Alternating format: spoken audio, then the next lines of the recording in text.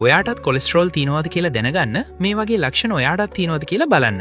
ගොඩක් අය මේවා සාමාන්‍ය වේදනා කියලා හිතලා අත්හරිනවා. හැබැයි මේවා කොලෙස්ටරෝල් නිසා නහර අවහිර වීමේ රහස් ලක්ෂණ වෙන්න පුළුවන්. අංක 9 එකපාරටම ඇතිවන බෙල්ලේ තද ගතිය.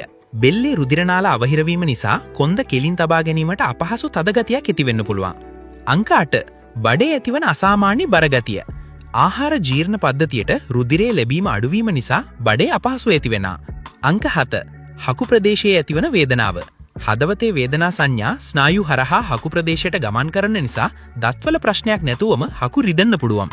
අංක 6 එකපාරටම ඇතිවන දැඩි හිසරදය. රුධිර පීඩනයේ වැඩිවීම මේට හේතුවයි. අංක 5 කොන්දේ ඇතිවන තද වේදනාව.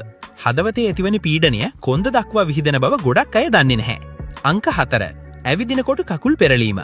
කකුල් වලට රුධිරයේ ලැබීම අඩුවීම නිසා මාංශ පේශිවල දැඩි වේදනාවක් දැනෙනවා. අංක 3 වම් මතේ හෝ උරහිසී වේදනාව. මේ හදවතේ රෝග ලක්ෂණයක් කියද ගොඩක් අය වරදවා වටහා ගන්නවා. අංක 2 හුස්ම ගන්නකොට පපුවේ ඇතිවන තියුණු වේදනාව.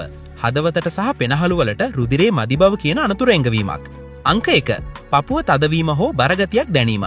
මේ තමයි ප්‍රධානම සහ භයානකම ලක්ෂණය. මේ එක ලකුණක් හරි තියෙනවා නම් බලාගෙන ඉන්න එපා. මනින්ම රුධිර පරීක්ෂාවක් කරගන්න. නහර පිරිසිදු කරගන්න කන්න උන දේවල් මම ඊළඟ වීඩියෝවෙන් කියලා දෙනවා.